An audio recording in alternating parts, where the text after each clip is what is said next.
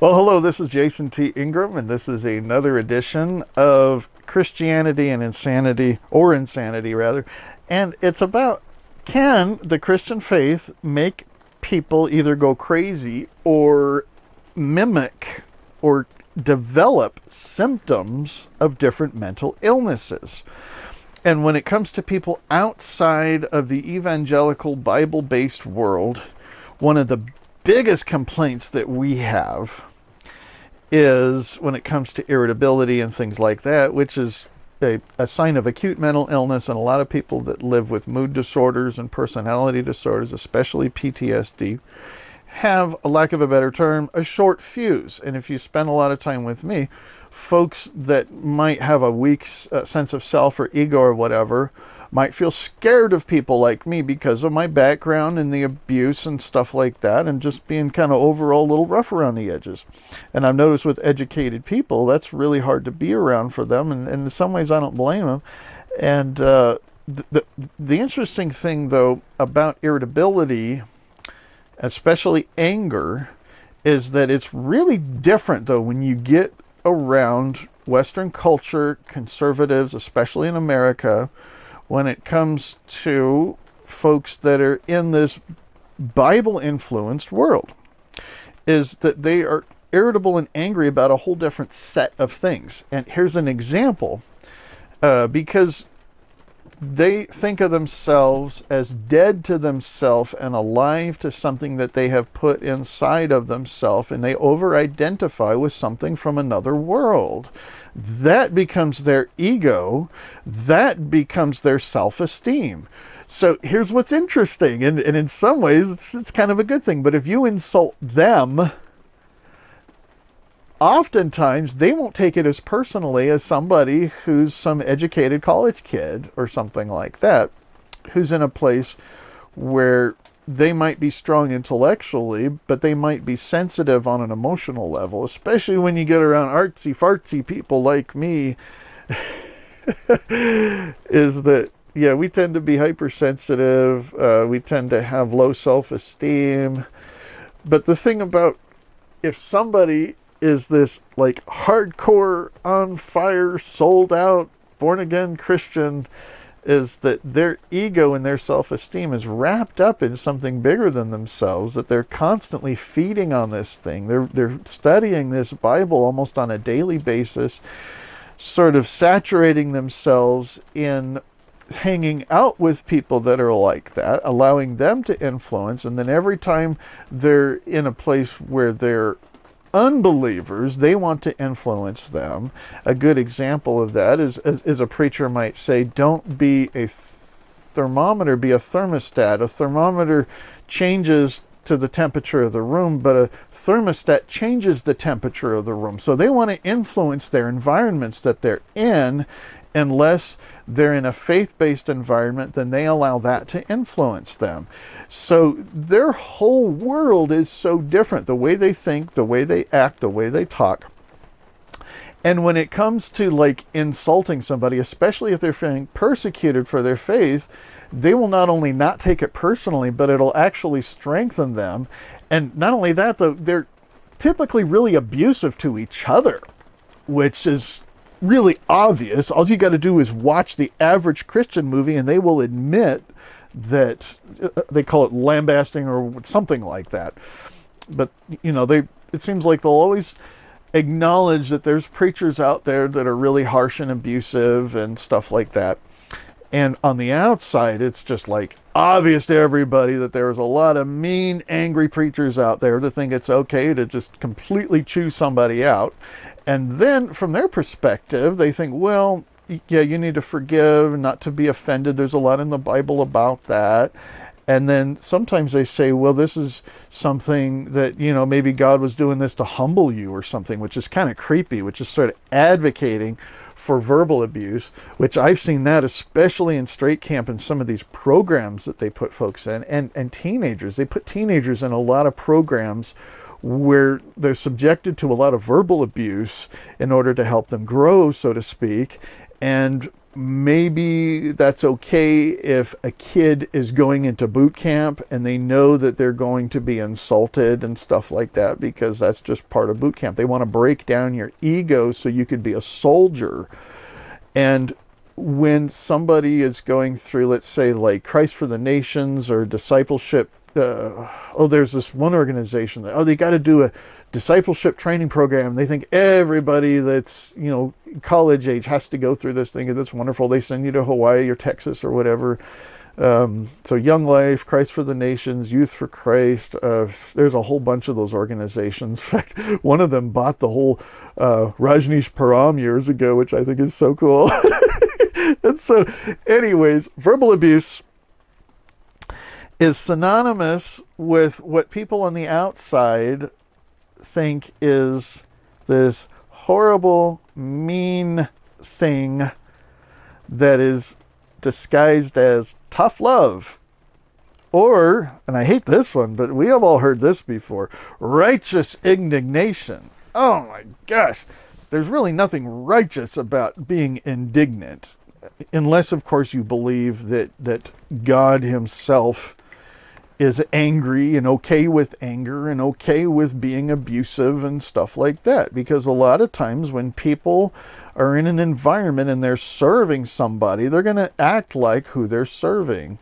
The straight camp I went to was run by a guy who had a background in either like heavy law enforcement, being up there in the ranks, or I think it was military law enforcement, now that I think about it. But Steve Gallagher is somebody who advocates for a lot of verbal abuse, and there's a trickle-down effect, is that if he is stealing the power and the energy from those below him, they're going to keep doing that to those below, and those at the bottom are going to be the interns, and of course what they call the students, those in the program. And those that are newly introduced to the program, they end up getting abuse from other students who have been there longer. And so the trickle-down effect works like the cycle of trauma in families from father to son, father to son. And it works almost instantaneous when you have an order from above and it's done in a way that is not tactful and very harmful and very controlling, and puts somebody in a checkmate situation where they're stuck or they're afraid to disobey because there are consequences. And because of bullying, they reinforce those consequences. Like, hey, last time you disobeyed me, you were humiliated or you were yelled at or whatever, and therefore they're not going to disobey again. And I talked about this class that I took in Bible school called Submission and Authority. And it was this, almost like they were testing the students. And here's a room full of, get this classroom could hold over 1,000 people. And we're listening to this guy, this martial arts guy I think I was talking about, named Keith Moore. And he's talking for almost an hour, 2 to 3 times a week for a whole semester, about submitting to authority. That is an important value for these people. Now, if you're in the military and you're dealing with something like, hey, if there's a foreign invading force, then, I don't know if it's okay to justify a lot of verbal abuse and the abuse of power. But when it comes to protecting our country and people know that they're going to be subjected to that and they have to submit their will, that's one thing. But if you have a religion where all the children are raised in that environment, and anybody coming in, especially if they have mental health needs, and they get into an environment where they're obligated to submit to authority, and that authority will test them sometimes in subtle forms or even obvious forms of what I consider bullying, that these are the kinds of stories that we hear when people come crawling on their hands and knees to the mental health community or to the Unitarian Church or to educational communities or whatever it is that is in the progressive world, that we've been abused by church people and church leaders and stuff like that. And I do find it funny too that I came crawling to the church. Help, I'm abused by educated progressives and all the stuff they did to fuck with my head and all the creepy shit I was involved in. Of course, I didn't use that language, but they accepted me with open arms and helped me to heal from that. And then I had to heal from all the stuff that they did. And so one of the biggest things, and I talk about how horrible sexual abuse is, yes. Also, verbal abuse is a huge thing, and I think it's most folks who have left the church have been clobbered because of verbal abuse, especially sexual minorities, those that are underprivileged, and children, especially children. Their parents will treat the kids like the pastor treats them. And there was this one kid, and he did something, I don't think it was too bad, but he got hurt.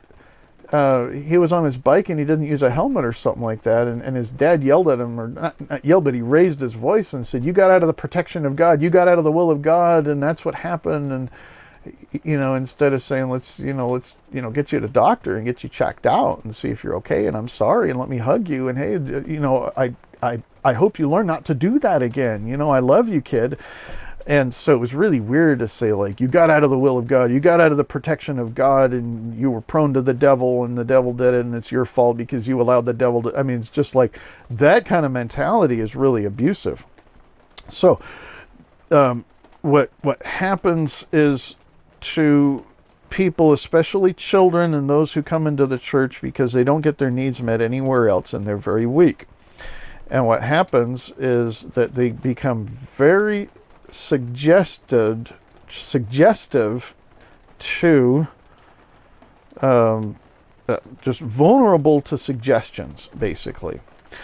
And some of that even has to do with hypnotic suggestion, but it's not so much in these, laughing and shouting, falling on the floor churches. It's also very much with the dispensational types, with the Baptists, and with sort of like your little non-denominational community church too, is that if they have a conventional view of Bible culture, and they've been in that, they were raised in that, and especially if their parents had imposed what their parents had grew up with, because this is a lot of what's going on today, is that we have a lot of people from the baby boomer generation that were raised with a different value system, and maybe they honored,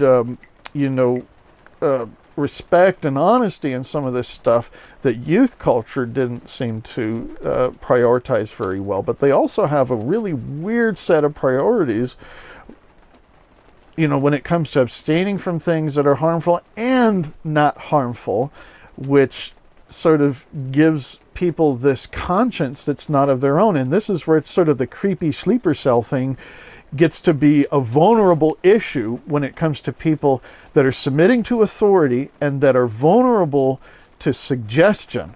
And that suggestion could easily be committing violent acts or acts of verbal abuse, and in public too. Like at Gay Pride, you get these guys, and they don't really represent Bible Christianity as a whole. You don't get a lot of guys with the megaphones and the microphone and the loudspeaker that just stand on the street corner and say you're all going to hell and you're evil and you're sinners and stuff like that. And there was such a creepy spirit. The last time I saw one of these guys at Gay Pride, it just, oh my God, the energy that they put out was just so, it was creepy. It was just evil. It was negative and stuff. But, that's pretty rare. A lot of times the liberals love to take those guys out of context and to try to picture that, well, these are the haters and that this is what Bible culture is like. But we like to pick the extremists. And one of the people we like to pick was a gentleman named Fred Phelps. And the interesting thing about this is you talk to the average fundie, you talk to a fundamentalist Christian who's watching Trinity Broadcasting, and they say, oh, I can't believe what Fred Phelps did and his family and his Westboro Baptist Church in, I think, Kansas or something like that. And they'll be like, who's that? We say, oh, don't you watch the news? He's on the news all the time. Well, not on Trinity Broadcasting, not on Christian CBN or something like that. Because these are the people that hold these signs with these big bold colors that say "Thank God for dead soldiers," and they go and they actually protest funerals, and of course they protest gay events and stuff like that, and they have this big anti-gay thing and stuff like that. And then at the same time though, and this is what I get when I hang around with a lot of conservatives that watch a lot of Fox News and watch a lot of Facebook, and their friends or family are sharing all these things without a lot of fact checking or spell checking. And they get this mentality that, liberals are anarchists, and then they get this mentality that liberals are communists, which is like a total extreme opposite though. But if you do take the extreme left here, that they want to abolish all government, some of them, which is what a lot of extreme conservatives want to do as well. It's just that communism is, like 100-something years ago, was kind of a lefty progressive idea. And I think if the extreme left wing were to take over, it might resemble some hyper form of socialism, which would in turn turn into like this sort of communist thing with the centralization of a lot of power, which makes it vulnerable to those who are addicted to power and abuse of power. And then you get the very opposite of what you're trying to get. Instead of giving power to the people, you're just giving it to like one guy in this elite government class instead of the corporate elite. So it's just that extremists tend to be viewed from both sides, and we tend to look at extreme when you're on the left. We look at right-wing extremists. When we're on the left, we look at so and so on and so on. And so the Westboro Baptist Church, yeah, they're fun to watch because they're so extreme, but that doesn't represent how a lot of Christians demonstrate their righteous indignation. However, it happens so often, and I have talked to so many preachers, and I've heard so many sermons that once they get on the gay issue, they start getting mad. And it kind of creeped me out too, because it's like, yeah, they talk about one thing and that's not so bad, but then they talk about homosexuals and then they really get pissed off. And then they get shouts and yay and blah, blah, blah. And then it just gets really creepy. Like, why are these people so excited about somebody being mad at gays, as opposed to being mad at, other things? And so it's sort of this idea that anger seems to be okay in certain contexts. And I have a big problem with that, especially when I had a lot of what people would call tough love. And tough love isn't love, at least most of the time. It is a way to justify abusive behavior, to overpower people, to put people in a situation where they're stuck, and worst of all, to call it a form of love. And so this is a lot of times when we put a label on something because we're afraid of what it is. Now, there are a lot of churches that acknowledge that that's a problem, and they try to undo the problem. And an example of that is that I went to a Bible school, and it had been around for 25 years at that point. And they realized that they had 25 years of attracting a lot of very selfish and immature people who were very, very manipulative, disrespectful, and greedy. Really, really greedy. And so they would need a pastoral recommendation, which is funny because I drove all the way to Tulsa, Oklahoma, thousands of miles, and I arrived there to find out that I wasn't allowed to go to school that year because I didn't have a pastoral recommendation. Well, it turns out the pastor just never sent it in because I had a flaky pastor. And so I said, well, I'm here. And they said, okay. So they called the pastor. Luckily, I was able to get into the Bible school. And then I look around and I see these students there. And I swear every other person there was somebody who was completely unfit to work in social services, which is what church work is. I would say most of them were unfit. A lot of them had personality disorders. A lot of them had an addiction to power and the abuse of power and manipulating others to get them to do things. And these were students training to be preachers or youth leaders or music ministers or whatever it was they were doing. And one example was really creepy because we import this gospel of selfishness. And a lot of churches are adapting a lot of universal principles that are found in other faiths and stuff, and that are found in various places in the Bible about you have what you say and things like that. And so what happens is that you get a lot of people that resemble telling God what to do. And then they end up telling people what to do, and they do it in a way where they think they're right. They think they have this need, they have this mandate to have this much influence and this much money and this much power, because they feel like, woe unto me if I don't preach this gospel. I have to preach this gospel, and I'm going to make sure that everybody that can make this thing possible is under my influence. And they end up using a lot of tactics. And there's this one guy, it was really creepy though. I had just bought this jacket on sale earlier that year on sale, and I didn't have a chance to use it until it got really cold. So it started getting around freezing temperature, and I got this winter coat, and I think I'd only been wearing it just a couple of days, and there was this guy who, and it was such a weird story. He literally walked around me, and this was in the big classroom with the 1,000+ people, and then he started telling me how nice my jacket was. And then he started saying that he was believing God for a jacket like that. And then it was either I think this was before that. He said, God wants me to bless you. And he writes a check. And it was funny that, folks write a check that says 20 and 00100s, and it said 20 only. I thought that was funny, but it had nothing to do with it. It was just, I thought it was funny. But here's a guy that, here it was, he wanted my winter coat, and he had blessed me with a $20 check, and the coat was worth maybe almost $100, and it was hardly worn at all. And I felt like I had to give it to him. There was another time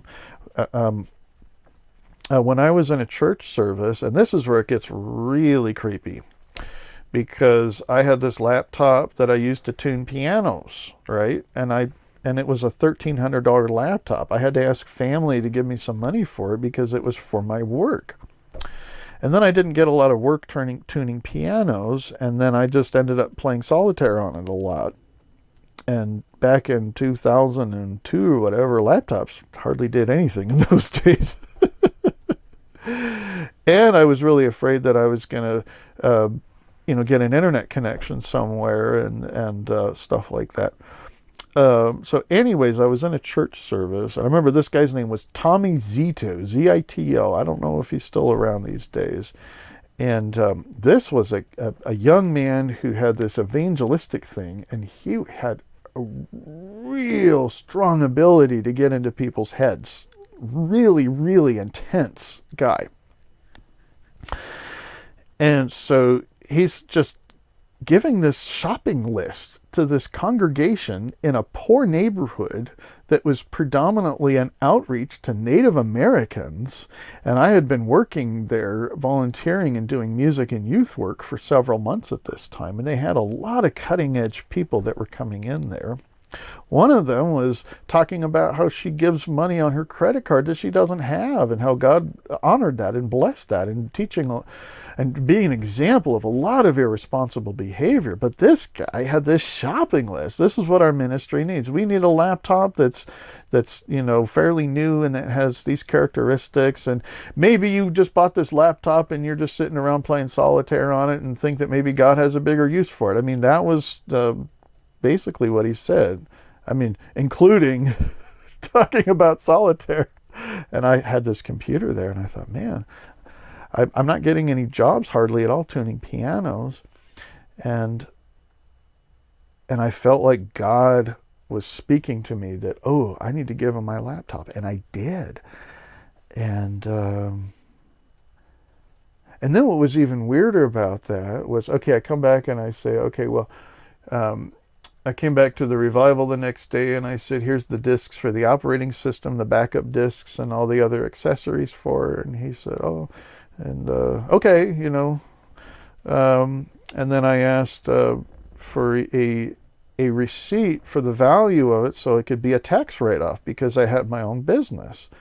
Well, he didn't write out a receipt for me, so I called the ministry, and I actually left several messages and tried to contact them, I think in another way or two as well, and they never even gave me a thank you or anything like that.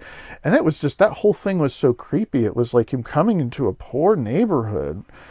And another thing he did was, like, he wrote out this script that we were supposed to come up to strangers on the street, and, you know, he just kept saying, stick to the script, you know.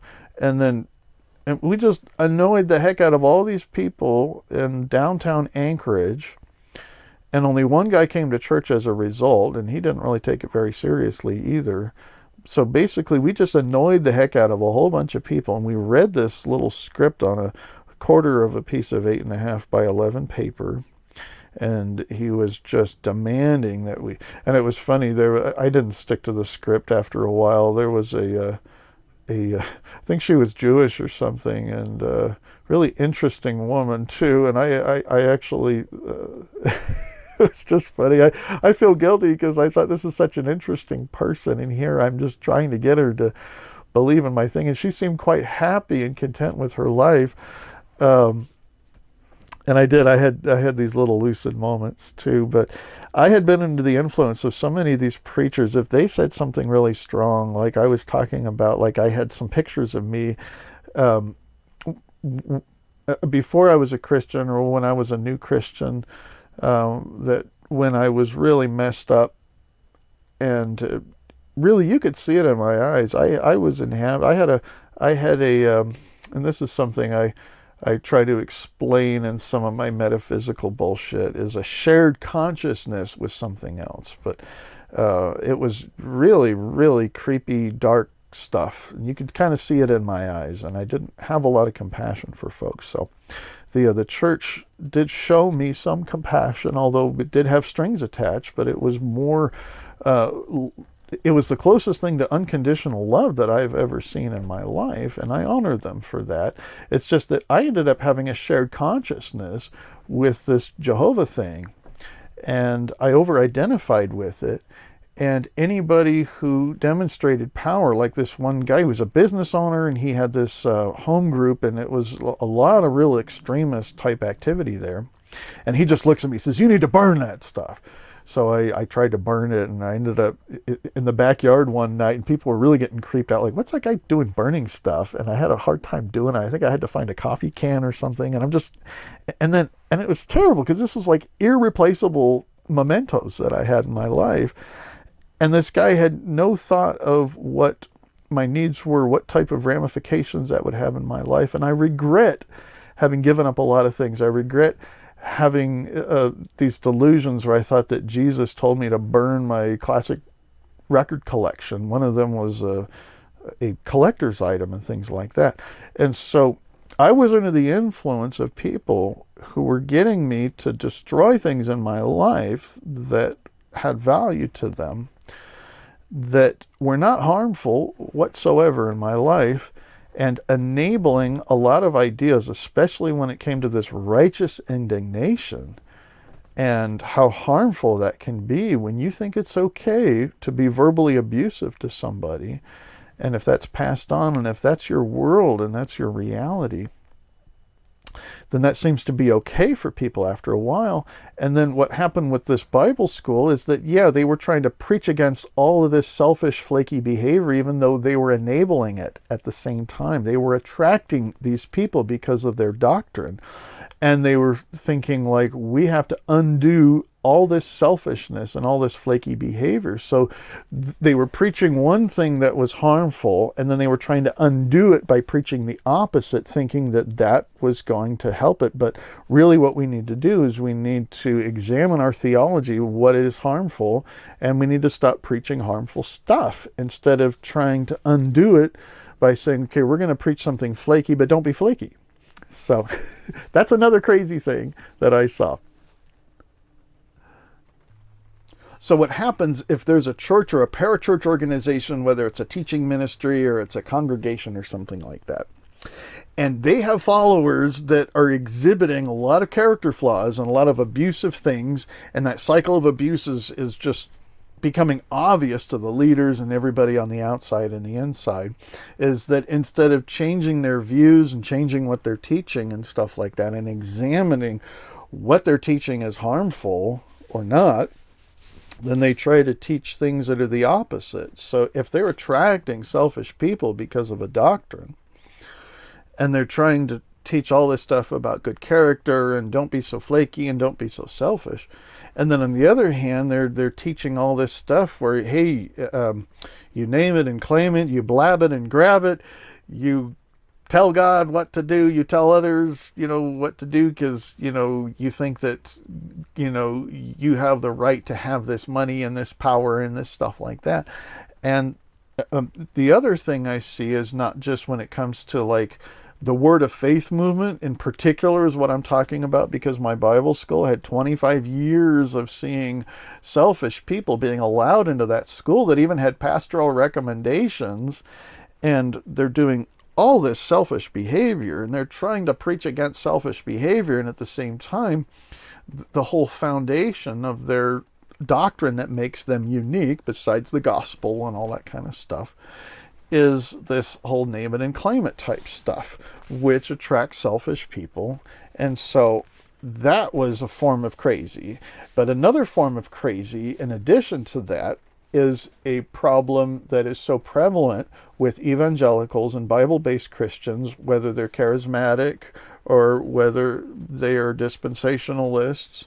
And charismatic is really just comes from a Greek word having to do with gifts, gifts of the Spirit and things like that. But this is something that I've noticed on both sides of the sort of like the Baptist world or the Pentecostal world, is one of the biggest weaknesses is they're subject to a lot of verbal abuse.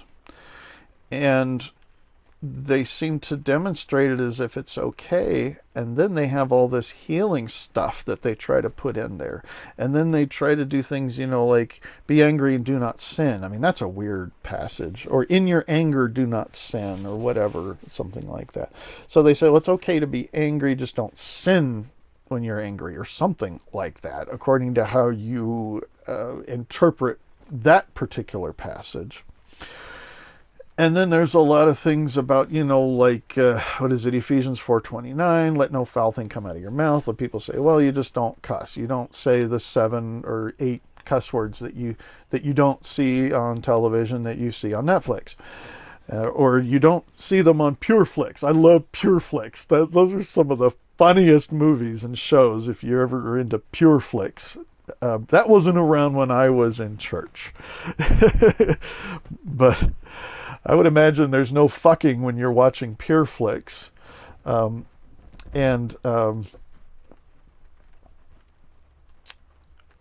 It's the same thing that it's okay to put violence in certain contexts as being okay. And then because of that, they see the harm that it does, because pastors have to undo a lot of the harm that's done from living in a system that, from what I have gathered, really doesn't work.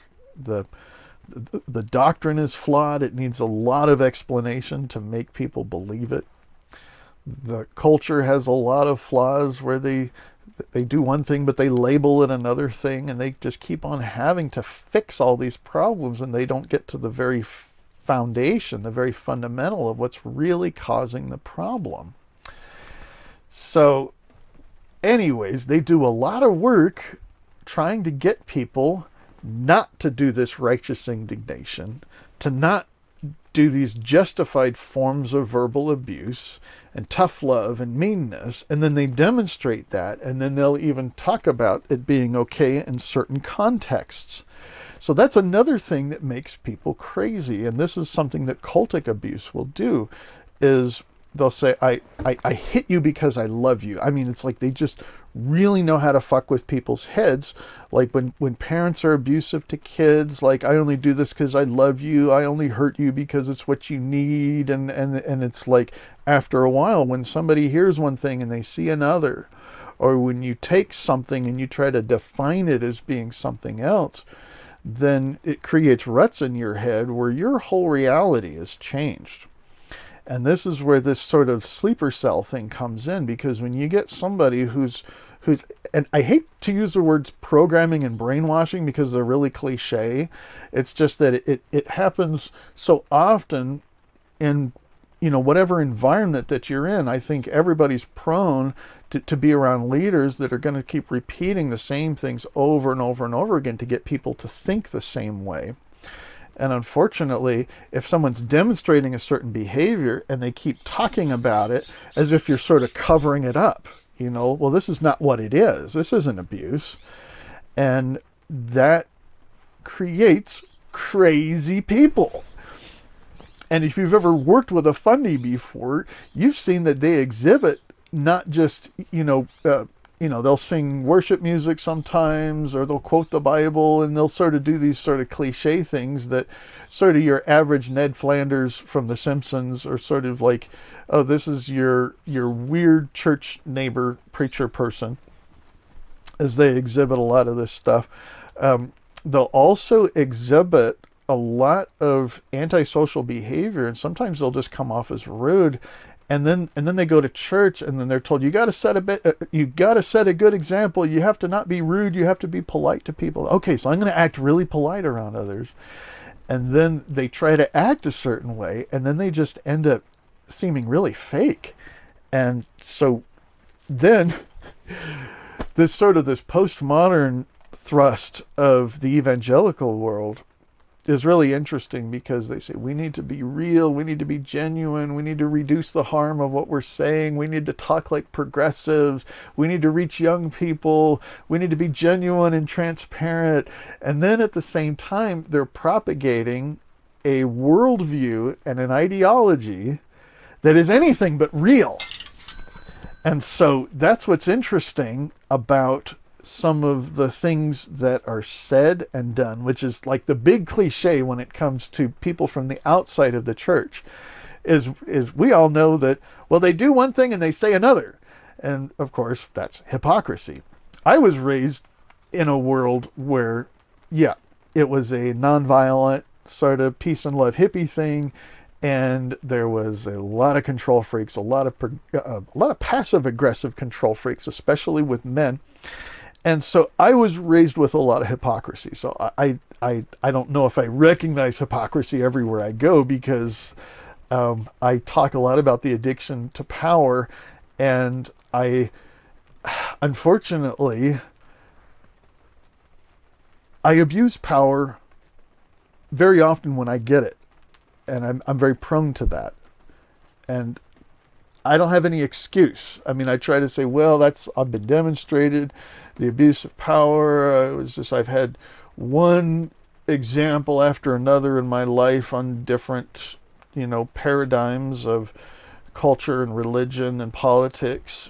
And I've seen the abuse of power, and that's kind of all I know. But that's no excuse for when I demonstrate the abuse of power, or I'm creating an environment, if I don't have a position of influence over somebody, that I try to get into that place. And as an entertainer and as an activist, I'm very accountable to how I treat others, especially when I'm preaching against something, and I'm prone to doing it myself. So here it is, me preaching against hypocrisy and admitting my own hypocrisy. That's just like, that's even more hypocrisy, and it's sad. It's just that, if people are recognizing that, and I think they're working towards it. I honor that, and I admire how a lot of church people are trying to be more genuine. They're trying to be more inclusive. They're trying to be less abusive. And even though they fail miserably at it, I'm glad they're trying. I just wish that they would go to the very fundamentals of what gets them in those belief systems, because the core of your belief system is going to determine how you're going to act and think and talk. And if the core of your belief system has harmful fruit, harmful behaviors are an outcome, then no matter how much you try to create a doctrinal antidote, so to speak, like this Bible school, attracting all this selfish behavior, enabling selfish behavior, and then preaching against selfish behavior, that might work. It's just what they should do is go down to the very fundamentals of what they believe. And unfortunately, folks might end up throwing the baby out with the bathwater when it comes to the fundamentals of Christianity, which I admit it, that's really what I've done in this video, because some of the fundamentals of Christianity is somebody comes to your house, basically, and says, your house is evil, you are evil, and I'm good, and you have to put me inside of you and inside of your house in order to be good. And if somebody comes into your house and says that, especially if they're violating your will, or they're taking advantage of a vulnerable situation in your life, you think, wait a minute, this person's evil. But essentially, when somebody is an evangelist and they're coming into somebody's life, they come up to somebody on the street who's, experiencing a mental health crisis, and they're very impressionable and they're very desperate to try anything. And somebody comes and says, hey, this whole world you're living in is cursed. The earth is evil. It's, given over to the devil. Really? Okay, wow. And then you're evil. You were born in sin. And then, of course, there's this little doctrine they have to come up with called the age of accountability, because, well, what if a baby dies and goes to hell kind of a thing, isn't it? Okay, so we have to explain that away. But anyways, essentially, though, if you're born and there's something dead about you that has to become alive, because you have to accept some foreign thing from another world that might not even belong in this world, trying to influence this world and basically take over this whole world because of a mandate, is one of the fundamental things that I believed as a Bible believer. And then one of the other crazy forms is that if you're trying to call yourself a Bible church and watering it all down and creating an intellectual environment like what I grew up in the Unitarian Church, what you're saying is that we identify with the Bible, especially like if it's, I think a better example would be the United Church of Christ. And I've been involved with those churches over the years, and they're really diverse as far as how fucked up and how resourceful they can be. They're really a big spectrum about how unhealthy and quite healthy environments and quite supportive environments that the UCC could be. It's just that when you get to talk to people, you find out that their worldview is very much more like maybe humanist or an Eastern religion type view. And I mentioned that a little bit too. And I think that's another form of crazy. It's like, why do you identify with Christian music and symbols just because you like it, but you don't seem to acknowledge the very root, the very foundation of this Bible that you're preaching? And in some ways, I think that's good, because if somebody has an affection towards the music like I do, I love Christian music. In fact, I was listening to Hiding Place by John Michael Talbot, who's a great Christian Protestant sort of bridge builder, and I don't care how he feels about gays or politics or whatever. I love his music. I think he does some really cool stuff, and I can appreciate that, and I can totally reject the foundations of the Bible. It just seems a little weird that people would identify as a Christian and they don't fulfill the Great Commission, which is really what Christianity is all about. So in some ways, I'm saying there's a way you can create a healthy form of Christianity if you like the symbolism, if you like the music, if you like church and you like sermons and all that kind of stuff, you like the community of the church, you like something with a steeple because they're really cool and they got a bell that rings. And I mean, if you like that stuff and you want to just sanitize all the harmful stuff and this whole thing that could be detrimental to your self-esteem and other things that could very well make you crazy, I don't think that's so wrong. It just seems really weird, though, to identify with something that in itself, in its essence, in its foundation, is harmful, and then just going through this ritual thing where you're saying these prayers, these written prayers and stuff. And so I like to be an equal opportunity offender, because I'm talking mostly about the harm that more of the conservative churches do. It's just that when we have a lot of liberal churches, I've seen a lot of harm with those environments as well. And a lot of them are just simply because there's a lot of antisocial people that have a hard time making friends that end up going to churches because they have nowhere else to go. And then they want positions of power and nobody else is around to do these volunteer jobs. So you get people promoted into positions of power who are really sloppy when it comes to working with people. And when there's hurting people coming into the church and you get folks with a lot of antisocial behavior, what might end up happening is you get a lot of people that are hurt because you have volunteers that aren't trained in how to deal with people that have a lot of unmet needs that are coming into those environments. So that's another thing as well. And I'll get back to more of that later. So thanks for watching.